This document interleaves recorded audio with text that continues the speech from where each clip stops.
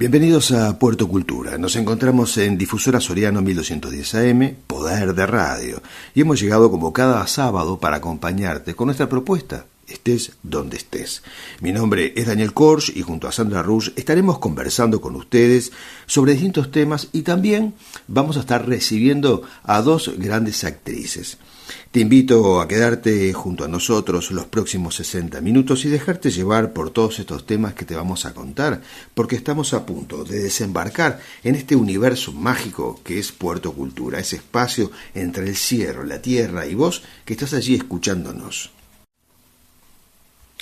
Recuerden que el programa lo pueden escuchar también accediendo a la página web www.difusorasoriano.com y después lo pueden volver a escuchar en YouTube, a través de Facebook, en el canal Puerto Cultura. Como les dije al comienzo, vamos a estar recibiendo a dos grandes actrices. Una es Karina Viasco, con quien vamos a conversar sobre la presentación que tendrá dentro de poquito, el mes que viene, pero hoy tenemos un adelanto de lo que va a ser ese encuentro de teatro para bebés en el Centro Cultural Las Ardillitas. Y también vamos a estar recibiendo a la comediante Carmen Gabriela Gómez, quien nos está siempre contando la historia de lo que sucede en el teatro. En esta ocasión nos está hablando sobre el humor. Y así vamos a ir entrando en otros temas que siempre están tocando los perfiles literarios o musicales, como con José Ferreira en Jazz en el Puerto. Damos inicio al programa de hoy con expresión viva, como ya es característico, y recibimos a Sandra Rush, que nos acerca a una de las pioneras en el feminismo en Uruguay, una mujer que desde la ciudad de Mercedes y en el siglo XIX alzó su voz reclamando sobre los derechos de la mujer, anticipándose a todo lo que vino después. Pero como siempre digo, hay que ponerse en ese contexto histórico y entender lo difícil que fue para Rita Díaz Ferreira. Adelante, Sandra, con esta gran historia que nos va a hacer reflexionar. Muchas gracias, Daniel. Buenas noches, querida audiencia. La columna Expresión Viva de hoy tratará sobre una mujer visionaria que reclamó y exclamó cambios sociales en defensa de la igualdad cívica e intelectual entre hombres y mujeres del siglo XIX. Ella es Rita Díaz Ferreira. Dice el doctor José Sienra Carranza en 1884, la prosperidad de Mercedes no es una improvisación ni una sorpresa. 25 o 30 años hace que corre el anuncio de una segunda Montevideo en formación sobre la margen del Río Negro. Está auxiliada con las mejores circunstancias de la naturaleza. No obstante las depresiones del terreno en que se encuentra su planta primitiva y el centro actual de la población, el desarrollo mercantil y comercial, la navegabilidad del río y sus muelles, la hacen muy prodigiosa. La ciudad estaba influida social, cultural y económicamente por Buenos Aires, debido a la proximidad y frecuencia de los barcos que conectaban aquel puerto con el nuestro y viceversa. Esta gran capital, abierta al viejo mundo, especialmente España, Italia, Francia e Inglaterra, vivía a la vanguardia de los adelantos. Muchos argentinos y otros extranjeros venían a refugiarse en estas tierras, en Mercedes, escapando de las guerras y las persecuciones. Otros venían a disfrutar de las aguas curativas del Río Negro y otros a desarrollar actividades que les resultaban convenientes. Así es que los habitantes de Mercedes estuvieron en permanente contacto con personajes, artistas, ideas, conocimientos y destinos que signaron lo que hoy somos, dice el escribano historiador Alfonso Arias. En ese contexto social, cultural y político, el 27 de noviembre de 1861 nace en este centro poblado Rita, hija de José Miguel Díaz Ferreira, de origen brasilero, y Rita Díaz Rosende. Rita Díaz Ferreira fue la mayor de 3 hermanos. Su familia vivía en la esquina de calle 25 de Mayo y Cerro Largo, hoy Aedo y Sánchez. Su padre fue designado vicecónsul de Brasil. Era periodista y dirigió por mucho tiempo el periódico El Sol. Fundó una cabaña única en su género para la cría de ganado. Motivado por la idea de la colonización en pequeñas fracciones de tierra y la gran cantidad de inmigrantes europeos que llegaban, fundó la primera colonia agrícola, Colonia Díaz, a orillas del arroyo de Acá, muy cerca de Mercedes, hasta hoy conocida, la que poblaron colonos en su mayoría italianos. Rita Díaz Ferreira fue una niña que cursó la escuela pública. En 1874 ya dejaba oír sencillas alocuciones en festivales escolares, comenta la revista El Solar Chaná. En noviembre de 1881, los socios del Club Progreso, centro de actividades literarias y culturales, donde se desarrollaban los movimientos sociales de nuestra ciudad, pusieron la piedra fundamental al edificio propio, de calle 18 de julio 231, donde hoy está la Asociación Rural. Con tal motivo, y en su local primitivo, el club organizó para dicho mes una brillante y variada programación de acuerdo a sus fines. Ocupó la tribuna la señorita Rita, con solo 20 años de edad. No pude saber cómo y por qué fue invitada aquel día. Sí que fue una gran sorpresa para la concurrencia, transmitida por la mirada dura de los rostros varoniles que allí estaban. Su presencia fue inusual e inesperada, ya que el derecho a la oratoria correspondía a los hombres. Tal circunstancia no la limitó en su propósito. Con su espíritu liberal, se pronunció categóricamente y con firme acento abordó el tema que la ocupaba: la influencia del catolicismo en la educación, desenvolviendo su pensamiento con comunicativa convicción. Sus conceptos, máxime en boca de mujer, produjeron estupor en gran parte de la concurrencia, católica en esencia y poco habituada a que temas como ese se expusieran crudamente, aunque la revistiera ropaje de bella forma. En muchos pasajes de la conferenciante se escuchaban murmullos en el auditorio femenino. Resultó directamente una pieza anticlerical, y en los días siguientes los periódicos El Oriental y El Porvenir la fustigaron hostilmente, reclamando a la directiva del club que creara una comisión de censura destinada a prevenir lo que el periodista estimaba fue un estallido de procacidad y despropósitos verbales. Rita Díaz Ferreira, en lugar de retractarse o renunciar a sus convicciones, publicó en El Oriental una carta en la que les notificaba a sus impugnadores que no la inquietaban sus ataques, concretados unos en la guaranguería y otros esgrimiendo sofismas ajenos, y les recordaba que, si realmente se sentían firmes en sus ideas, como ella lo estaba en su posición principista, pudieron rebatirla en el acto de la conferencia, que no les estaba impedido, y concluía invitándolo a la discusión pública desde la propia tribuna del club. La defensa de sus ideas con valentía y convencimiento y el reclamo de derechos en pos del logro de conquistas académicas, civiles y políticas para la mujer le valió la prohibición de los padres de sus amigas y compañeras de juegos a participar de sus tertulias, a frecuentarla, por el temor al qué dirán las comadres pueblerinas, sometidas a las estrictas normas morales de la época, aunque las jóvenes en silencio fueran moderadas o benévolas a su respecto.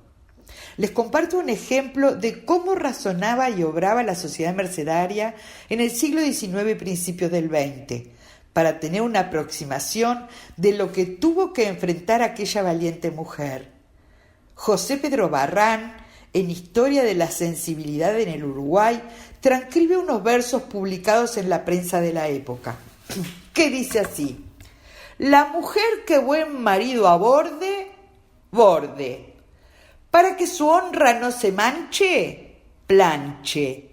Si el amor propio la acosa, cosa. Y si sus deberes sabe, lave. pues para casarse un día quien quiera encontrar la clave, es preciso que a porfía borde, planche, cosa y lave. ¿Qué les parece? Con el correr de los años su palabra fue respetada y consagrada en los círculos intelectuales y culturales, especialmente en el Ateneo de Montevideo. En nota publicada en la revista Solar Chaná, el periodista, de quien no surge el nombre, decía: su intervención en los memorables actos culturales del Club Progreso fue frecuente y prestigiosa, llegando en uno de ellos a sorprender, inclusive a los hombres, cuando postuló con firme argumentación la exigencia de derechos civiles y políticos para la mujer como criatura humana, consciente y pensante, tan capacitada moral como mentalmente para los trances de la vida. En 1883 se casó con Emilio Laconostegui, vecino de la ciudad de Mercedes, trasladándose un tiempo después a vivir a Buenos Aires. Tuvo 3 hijos. En la capital porteña encontró un ambiente más abierto para continuar con la lucha en defensa de los derechos de la mujer. Es destacable un contundente artículo publicado en El Indiscreto, donde Rita llama a las mujeres a dejar de conformarse con su rol de adorno y emplear la prensa como arma para ser oídas y conquistar su emancipación, probando de este modo que no le es indiferente el porvenir de su familia, de su patria, dejando de ser el parásito de la sociedad que eran hasta el momento. Ella afirmaba: la imprenta, como uno de los descubrimientos más grandiosos que tiene la humanidad y como poderoso agente civilizador, debe ser la primer arma de que ha de hacer uso la mujer.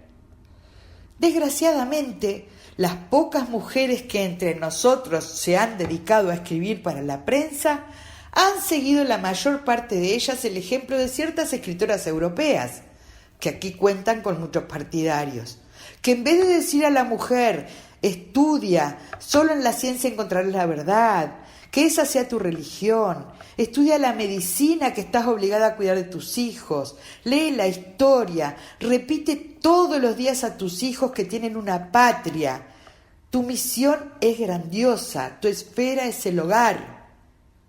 En lugar de todo esto le dicen: estudia la música, que es un adorno necesario para la mujer.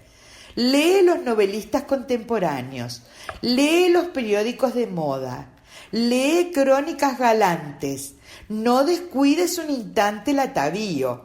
Tu misión es agradar, tu esfera de acción son los salones, eres un precioso adorno.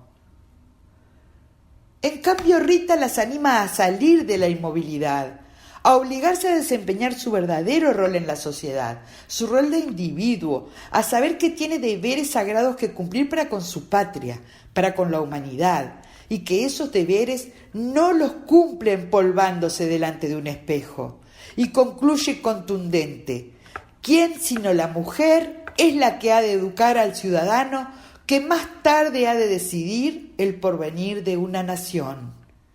Necesitamos la mujer en el periodismo, posesionada de su misión, que censure enérgicamente la frivolidad de su sexo y habrá atacado el mal en su propia base, tomando por consecuencia un cambio favorable al bienestar general. Esto es parte de una conferencia que dictó en el Ateneo de Montevideo el 10 de diciembre de 1884. Estando instalada en Buenos Aires, en mayo de 1883, dictó una conferencia en honor a Sarmiento, bajo el título Necesidad de la emancipación de la mujer. La forma literaria y el encadenamiento de las ideas sorprenden al auditorio, más teniendo en cuenta la corta edad de la señorita. Es, en su concepto, insuficiente la educación a la que accede la mujer en esos tiempos, a pesar de los adelantos que se han introducido y los escasos ejemplos que son la excepción.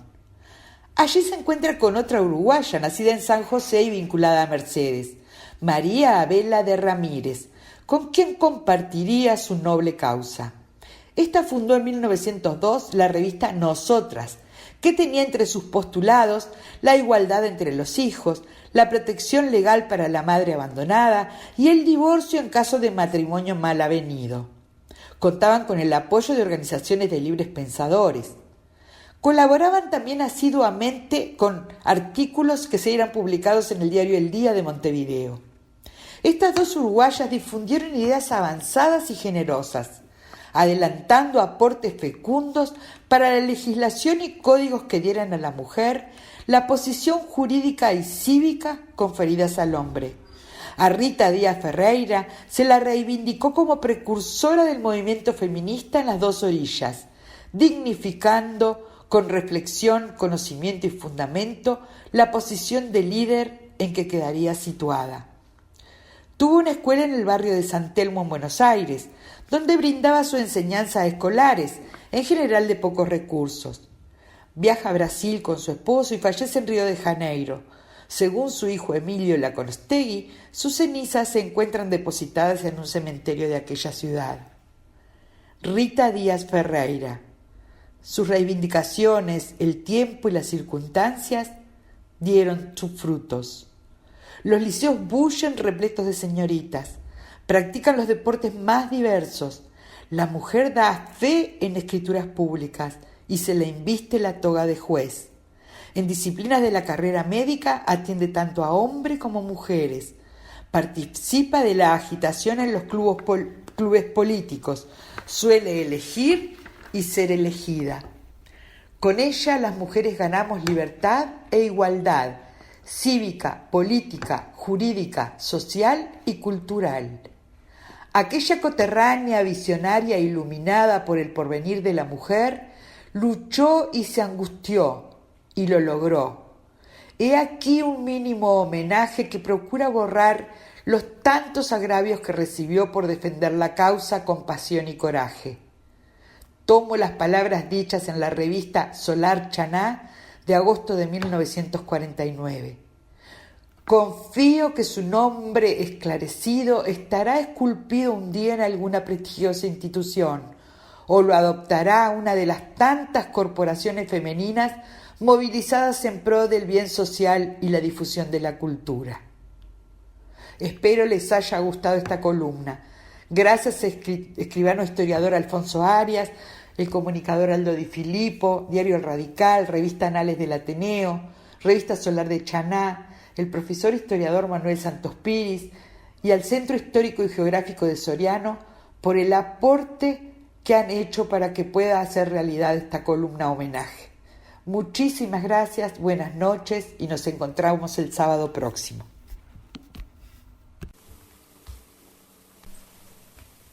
Desde Puerto Cultura y desde Jazz en el Puerto recibimos a José Ferreira en esta noche de sábado en la capital latinoamericana del jazz, con sus inigualables análisis, historias y particularidades sobre la música. Adelante, José Ferreira, aquí en Puerto Cultura. Hola, ¿qué tal? ¿Cómo están? Buenas noches, nuevamente junto a ustedes en Puerto Cultura. Daniel, Sandra, audiencia, les propongo escuchar un archivo de FM Delum. Bienvenidos a Jazz House FM Delum 89.3. La casa del jazz, la casa del jazz. Hola, ¿qué tal? ¿Cómo están? Bienvenidos y bienvenidas. Hacemos una jam session entre todos. ¿Qué les parece? Hoy tenemos una programación que va a visitar Maldonado, Virginia, en los Estados Unidos y Buenos Aires. Comenzamos con el violero Manu Ojeda, de sangre rioplatense, afincado en el departamento de Maldonado. Los temas que vamos a estar compartiendo de Manu: Dinámicas, Maribel y los lípidos. Esta última composición es una musicalización de Manu que hizo de textos de su abuela, escritora argentina. Manu es hijo de Juana Guraglia, que es la hija de la escritora argentina María Melec Vivanco, ya fallecida. Ahora sí, la historia.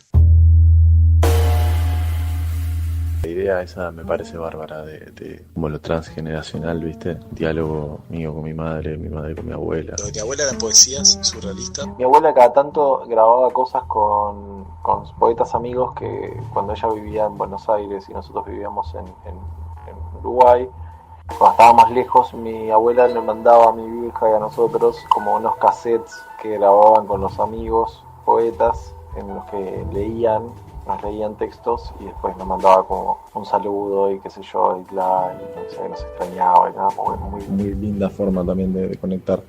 Lo que puedo hacer es pedirle a mi vieja que lo lea, que es la hija de mi abuela. Abrazada mi suerte, su corazón, su inagotable corazón crecía en la comarca de los vientos que deflecan la tierra. Solo los huesos acompañaban a la rosa, su desafío. Nadia, la musa de papel, enmudecía en este plenilunio de animales insomnes. La sibila aseaba las colmenas, los juegos malabares en minutos tendrían las manos atadas a la espalda. La silueta de los robles se mudaba de sitio y reflectaba las murallas. Con cierta vacilación y abrazada a mi suerte, diluían los incendios de la piel. También los alaridos más lejanos del océano, y entre puñales devorantes el sobresalto de un llamador me distraía. Fui condenada al borde de la siesta, cerca de las retamas. Ahora, envuelta en hilachas de vidrio, siento que un roedor helado por detrás de la nuca me atormenta, donde la parca avisa su lenguaje indeciso, donde la vida escupe su premura. Esclusa de mis venas resisten, se tragan la suprema desolación y sus noticias. Ese es el poema de donde salió, ¿cómo es? Los vientos que deflecan la tierra. Por eso yo lo que hacía era tomaba, una frase de cada poema de mi abuela, o sea, laburaba sobre un poema, lo leía muchísimas veces y vomitaba una música, digamos, como agarraba la viola o el piano y empezaba a laburar una composición. Y por lo general buscaba el título y también me quedaba con algo que fuera como con la música que están haciendo, ¿viste? Y bueno, ese es Los vientos que deflecan la tierra, que se llama en realidad el poema Abrazada a mi suerte.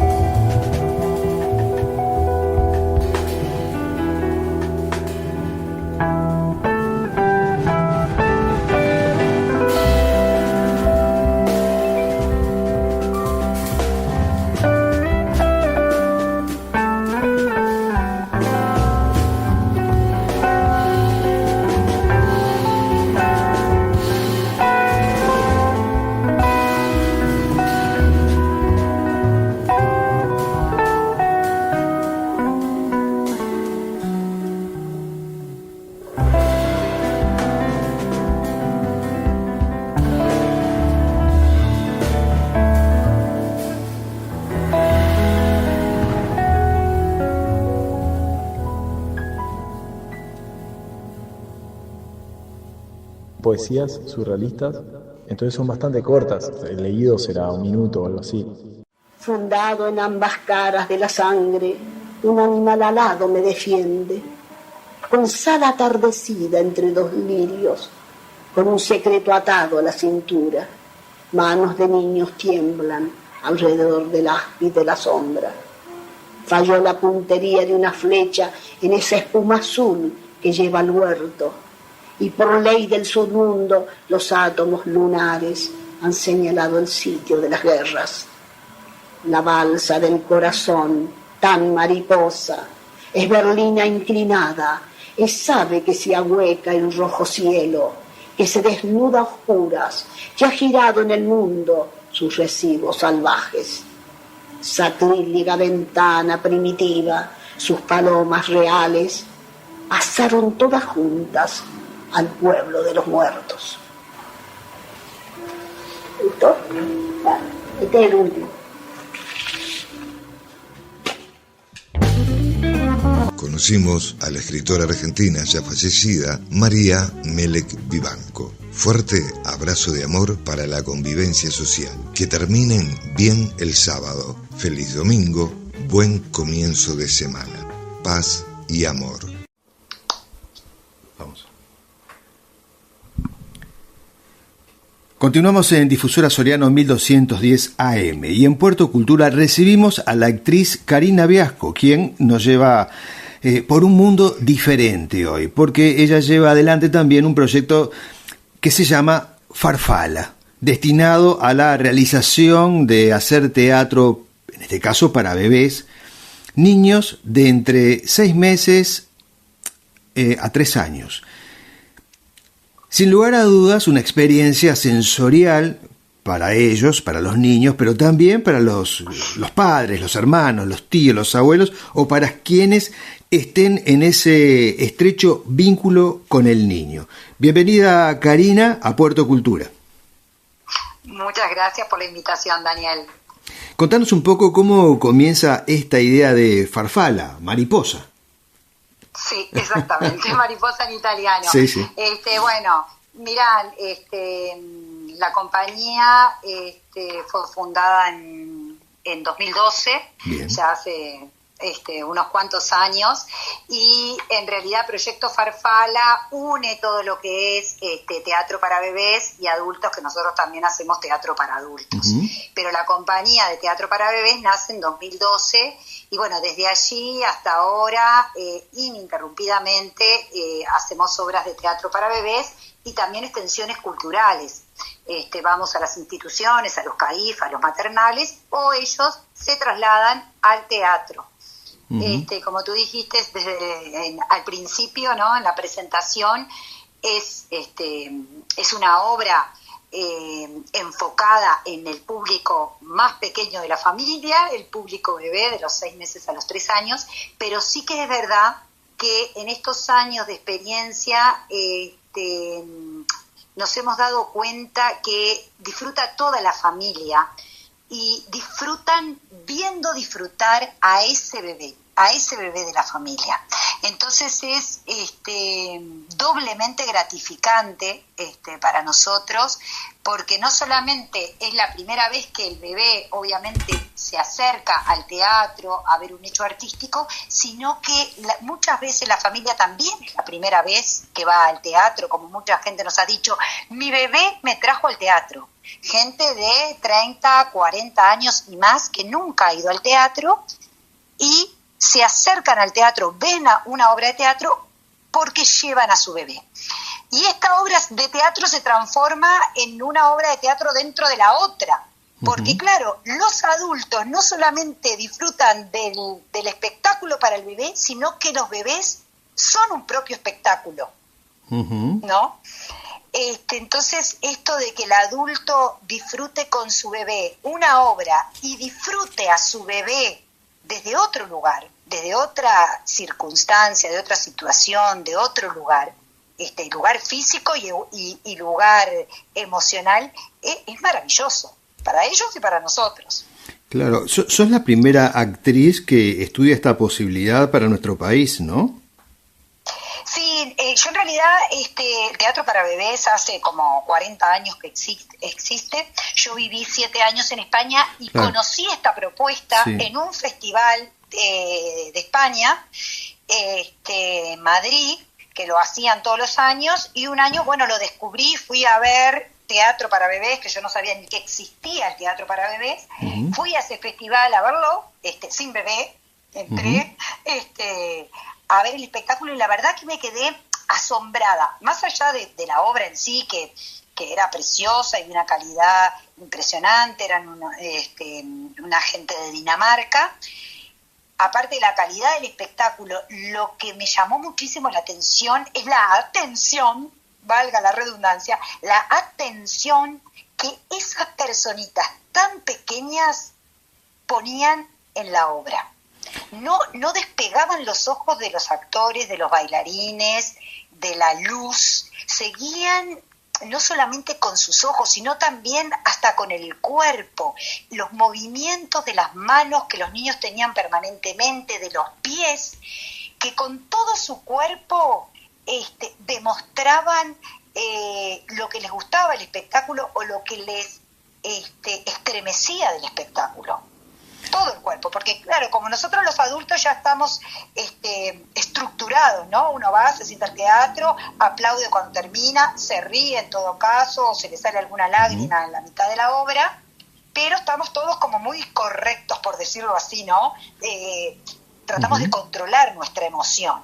Ellos no, son totalmente espontáneos también de las emociones, del control de decir, no, se ríen, lloran, gritan, aplauden los que saben aplaudir, los que no saben aplaudir, mueven las manos, mueven los pies, en todo momento de la obra. Entonces, a mí lo que me deslumbró fue eso, cómo estas personitas tan pequeñas lo manifestaban. Sí, es una experiencia, viendo, ¿no? Sí, una experiencia increíble. Sin la palabra, ¿no? Sin la palabra. Claro, era con sonidos y movimientos corporales. Entonces yo cuando vi eso dije, yo tengo que hacer teatro para bebés. Y ahí me embarqué en esto de ver, bueno, otras compañías que hace muchos años que están en Europa viendo teatro para bebés y bueno, y tratando de investigar a los demás colegas. Después vuelvo a Montevideo y fundo la compañía uruguaya de teatro para bebés, con Colomba Viasco, Gustavo Dilandro, Fernando Toja, y ahí arrancamos con las 2 primeras obras, que fueron Agua y Aire. Eso fue en el 2012. Y nosotros seguimos hasta el día de hoy. Y bueno, la idea de la compañía en ese momento era hacer los 4 elementos fundamentales, que en aquella época empezamos con A través del agua y nunca creímos que era como algo muy ambicioso, ¿no? Decir, bueno, vamos a hacer 4 obras. Y bueno, y sí, ya tenemos las 4 obras y por suerte todos estos años hemos trabajado ininterrumpidamente tanto en extensiones culturales como en público en general. Estamos en las vacaciones y también en otros momentos que no son las vacaciones ni de julio ni de septiembre. Estamos durante todo el año, por lo general una vez por fin de semana, una vez por mes o cada 2 meses. Vamos haciendo nuestras 4 obras. Ahora el grupo se agrandó, está Cristina Velázquez, Carolina Suárez nos acompaña de hace 13 años con las luces, la escenografía y el vestuario, Luciano Pairet, otro músico también. Por suerte el grupo va creciendo y vamos siendo más en este barco del teatro para bebés. Bueno, fantástico lo que me estás contando. Dame un segundito, vamos al corte y volvemos. Dale, gracias. Continuamos en Puerto Cultura conversando con Karina Viasco, que nos estaba comentando en qué consiste esta obra para bebés. Que si uno piensa un poco en el concepto que desarrolla Karina, lo que es su agrupación Farfala, y lo que es el símbolo de la mariposa, bueno, creo que se conjuga todo allí, ¿no? Que estamos hablando de cambio, de transformación, de libertad. Y recién nos decías, Karina, que interviene la música. ¿Qué otras herramientas utilizan? Nosotros tratamos de utilizar todas las herramientas artísticas, como es la escenografía, la plástica, la música, la actuación, el canto. Tratamos de involucrar todo en nuestros espectáculos también para adultos, pero específicamente en la de bebés, las instalaciones, porque las escenografías se transforman en instalaciones ya, porque después el bebé puede entrar a lo que es la escena, que nosotros estuvimos trabajando con la escenografía y con los objetos, y entrar a escena y tocar la escenografía. Entonces se forman, ya es prácticamente una instalación donde ellos después pueden experimentar el tacto, porque nuestras obras para bebés son todas muy sensoriales, ¿no? Lo de la música, el tacto, las luces, los colores, los sonidos, tratamos de que siempre sea todo muy cuidado para esa edad. Cuidamos de que la música no sea estridente, las luces tenga un determinado tiempo y tempo, ¿no? No que sea tipo discoteca, por decirlo así, ¿no? Las luces, ¿no? Que sean tenues, que vayan cambiando de forma paulatina, entre colores y colores. ¿Y cuánto dura? Todo eso. ¿Y cuánto dura? La obra propiamente dicha que el bebé contempla, dura unas 20, 25 minutos. ¿Por qué digo siempre 20, 25 minutos? Porque según la cantidad de bebés, nosotros trabajamos para un máximo de 45 bebés, no más. Y como nosotros nos acercamos a los bebés uno por uno, obviamente cuando son 45 durará los 25 minutos, si son 10 dura un poquito menos, por eso siempre nosotros decimos entre 20 y 25 minutos. Y después se genera una interacción, no solamente los que estamos arriba del escenario, que es músico y actriz, o dos actrices, sino también nosotros con los bebés y con los adultos, y entre los bebés. Eso también es fantástico para ver cómo los niños que no se conocen de nada, ahí entran, ¿no? En un juego con los objetos que hay, con nosotros, con los otros bebés, con los otros adultos que hay, ¿no? Se forma como una gran familia, como un gran juego en un salón de una casa, en un comedor de una casa. Parece que estuviéramos en un comedor de una casa, de una fiesta donde todos nos ponemos a jugar después de contemplar la obra teatral. Es fantástico, ¿no? Y disfrutan muchísimo los adultos también. Karina, vamos a contarle al público también que todo esto que estamos conversando es porque en el mes de agosto, el mes que viene, agosto, día 14 de agosto, te vas a estar presentando aquí en el departamento de Soriano, en el Centro CAIF Las Ardillitas, en Santa Clara de Soriano, único centro de primera infancia en el pueblo, que además tiene una sede en Castillo a 50 kilómetros de Santa Clara, de Santa Catalina, Santa Catalina, donde también, ahí no me queda claro si se van a trasladar hasta Las Ardillitas o ustedes van.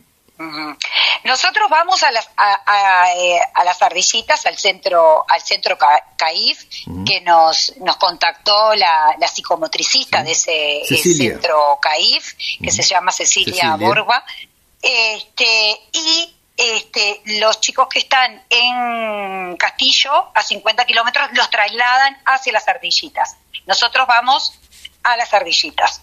Buenísimo. Y eso es importantísimo, que una de las cosas que empieza a dar su fruto ahora, hace 2 o 3 años nomás, poquito desde lo que estamos haciendo, es ir a diferentes puntos del Uruguay, que no solamente estemos en Montevideo, que mucha gente no tiene la posibilidad de venir a Montevideo, o que no tiene la posibilidad que en el lugar donde está o en la zona donde vive del Uruguay no hay teatro para bebés. Claro. Entonces, para nosotros es una gran felicidad que podamos ir a todos los puntos del Uruguay, y en este caso a Soriano, no solamente porque llevamos la obra de teatro, y van a tener la posibilidad de ver una obra de teatro, no solo los niños, sino las familias, porque van a ir toda la familia al centro a ver la obra de teatro, sino por el esfuerzo, Daniel, que significa esto, claro, de logística,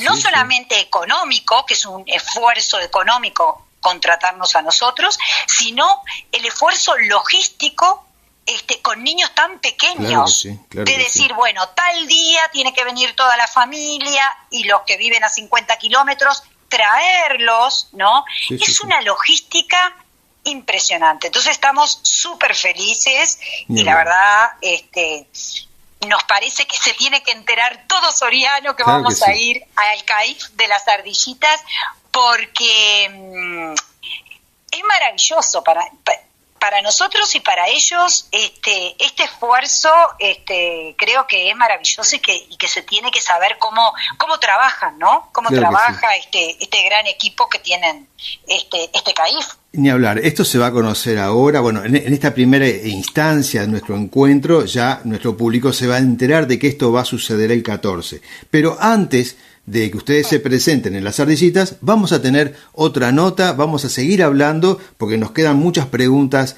para hacerte, pero vamos a dejar algo para después. ¿Te parece bien, Karina? Me parece perfecto y bueno, y muchísimas gracias por la oportunidad de poder contar nuestro trabajo y que la gente sepa qué es lo que hacemos.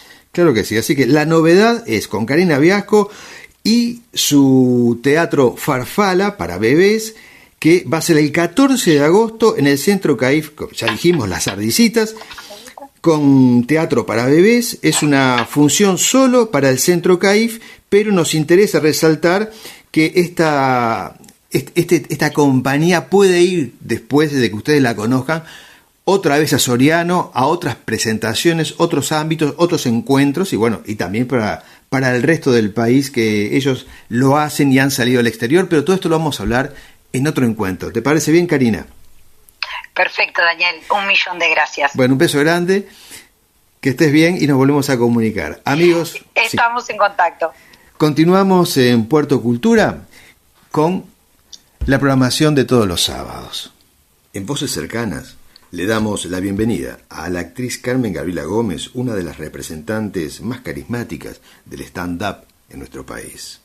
Hola, Sandra, Daniel, querida audiencia de Puerto Cultura, de FM Soriano, Carmela, de nuevo por acá, hablando un poco del humor, y me gustaría con esta intervención redondear un poco en lo que es el humor a nivel de comedia, de stand-up, quiero decir precisamente. Muchas veces a los que hacemos stand-up nos dicen comediantes, nos llaman comediantes, pero también está la comedia teatral.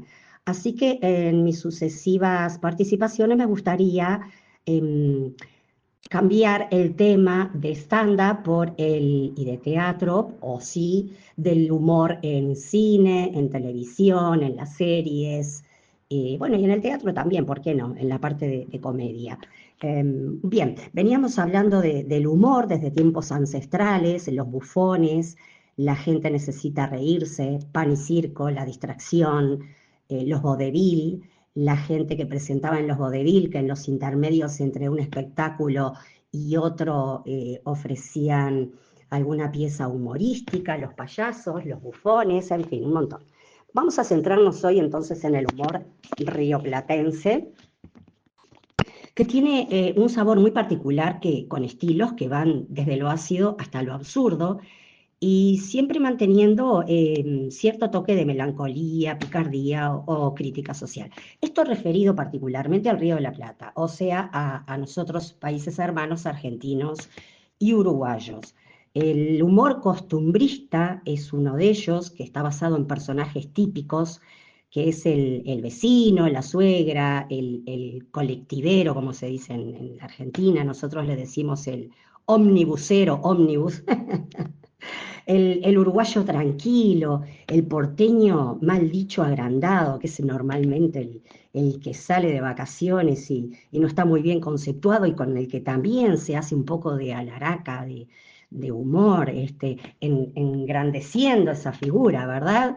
Y nosotros como quedamos como más humildes, más tranquilos, y por ahí no es tan así, pero bueno, es una mera expresión cultural para tener como esas diferencias familiares, ¿no? De que somos muy hermanos, manejamos el mismo idioma, las mismas costumbres, pero hay ciertas cosas que tenemos como un rasgo característico relativo a cada país. En la Argentina ya sabemos que, sobre todo en Buenos Aires y en las grandes ciudades, el ritmo es muy diferente a cuando se viene a la aldea, como se le dice comúnmente a nuestro país, a nuestro pequeño gran país, República Oriental del Uruguay.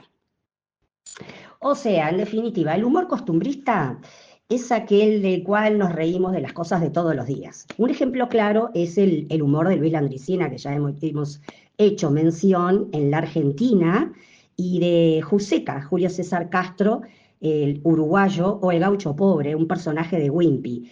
Estos humoristas se enfocan en el detalle del habla. Tienen una manera de decir las cosas de manera muy particular, los modismos y el ritmo lento de una anécdota que termina con una observación absurda.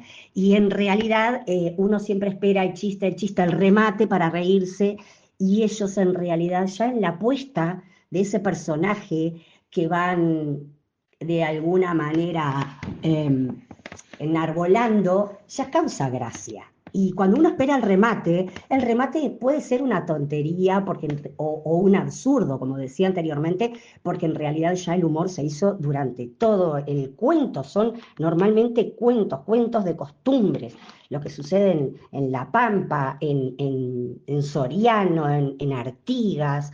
Después viene el humor intelectual. El humor intelectual es un humor sutil, con doble sentido, tiene referencias filosóficas o literarias. Y bueno, el referente por excelencia es Lelutier de la Argentina, y de acá, de pronto, de Caledrón, de Nevi, en Plop o Telecataplún en sus épocas. En el humor intelectual, lo más importante no es el chiste fácil, sino el ingenio del chiste, ese chiste intelectualoide, ese chiste que está pensado, está profundizado, se basa en conceptos literarios, filosóficos, y donde si no prestas atención, capaz que no lo entendés o te lo perdiste. Después está el humor político y satírico, ese es crítico, es filoso, y siempre está al borde del pleito, de la controversia, del quilombo, como dicen los porteños, o los argentinos en general. Hace hincapié también en la actualidad, en los problemas políticos, en las crisis económicas, y por qué no en el ego nacional, ¿no? En esto de yo soy peronista, yo soy colorado, yo soy blanco. Y bueno, en Uruguay teníamos el show del mediodía en su momento. Hoy por hoy María Rosa Oña, La Mochila Asesina, son dos personas, Viñolo también hace un poco de humor político. En la Argentina, bueno, Pinti era un descerebrado que bueno, siempre habló a 1000 por hora y no dejaba nada librado al azar. Tato Bores con su humor inteligente, Capusotto, ¿por qué no? Capusotto es otra genialidad.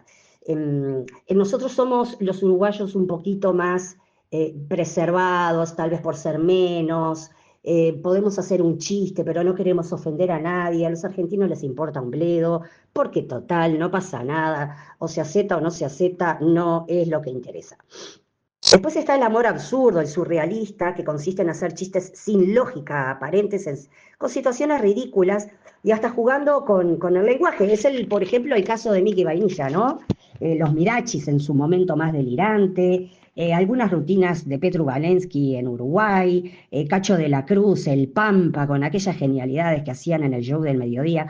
Lo ilógico es lo divertido de por sí. El Pampa recitando y ver a Cacho de la Cruz emulando con gestos lo que el Pampa iba recitando, que era poesía gauchesca, que no tenía desperdicio y era una risa de principio a fin. Después está el humor hecho con un personaje, el formato del actor o el comediante que interpreta a un personaje estereotipado y lo lleva al extremo. Por ejemplo, la empleada pública de Gasalla, ¿no? Que roza con la exageración de una situación de oficina, pero que tiene puntos donde todos nos sentimos identificados, al ser atendidos por un funcionario público que te atiende, no te atiende, te dice se terminó el horario, viene mi media hora y te tenés que embromar. Otro referente fue Olmedo. Yo recuerdo el Mano Santa en alusión al chanta que te resuelve con artilugios y lo exagera, ¿no? O no. Muchos líderes religiosos apelan a esto también, a la necesidad de transgredir, y en este caso, bueno, lucrando y aprovechando o pretendiendo hacerlo de la inocencia de la consultante en este caso. También estaba Porcel, Carmen Barbieri, bueno, acá Petru con su personaje Daisy, Darwin Desbocati con su estilo sarcástico, que lo escuchamos diariamente en radio. Estos personajes tienen todos una muletilla y bueno, y son personajes memorables. Redondeando, tenemos el humor cotidiano, el de café, el que aparece en bares, en asados, el que nos sentimos parte, es como que lo ves en podcast, en redes, en el stand-up, y la persona está hablando, y vos decís, sí, es como que está hablando contigo también, y donde tú como espectador o como oyente sos parte de ese coloquio, de esa charla, ¿verdad? En Argentina tenemos referentes como Malena Pichot, Dalia Goodman, Fede Cirulnik, y bueno, en Uruguay hay varios, está Pablo Llenar, Maxi de la Cruz, Medina, tienen un tipo de conversación muy conversado, muy cercano. Y por último, que lo habíamos mencionado, que es el humor negro, que se ríe de los temas tabú, de la muerte, la política, la miseria, la salud mental. Y no es un humor para todo el mundo. En Uruguay no hay tanta tradición, aunque hay generaciones nuevas, como el caso de Pablo Black, que son una referencia. Provoca nervios y risa al mismo tiempo, pero no siempre es bien aceptado por esto de hablar o burlarse para nosotros, los que por ahí no compartimos mucho, el hecho de mofarse de alguna característica diferente de un ser humano, pero por ahí llevado al plano de lo satírico no estaría mal. Recuerden que en los velorios antiguamente se contrataba gente para que haga humor, para achicar toda la angustia que generaba el duelo. Bueno, me voy retirando, me fui de tiempo, me parece, y en lo sucesivo cambiaremos de rubro, pero siempre relacionado con el humor, que es una de las cosas que a mí me apasiona. Les dejo un abrazo a todos y sean felices. Hemos llegado al cierre del programa de hoy y zarpamos de Puerto Cultura en la búsqueda de nuevo material para el próximo sábado y así poder disfrutar junto a ustedes de muchísimas historias como lo hemos hecho en la noche de hoy, donde hemos recibido a la actriz Karina Viasco, que viene por primera vez a Soriano a presentar este espectáculo para bebés en el Centro CAIF Las Ardillitas, que va a ser el mes que viene, ¿no? En agosto, el 14 de agosto. Pero hemos hecho este primer encuentro, que no va a ser el único, como también esperamos que este teatro para bebés siga viniendo a Soriano y siga también su camino por los demás departamentos del país. En mi nombre, Daniel Korsch, en nombre de Sandra Rush y en nombre de Diego Sabela, les decimos adiós, pero no se vayan de Difusora Soriano, porque la radio continúa con la mejor programación para el fin de semana. Adiós.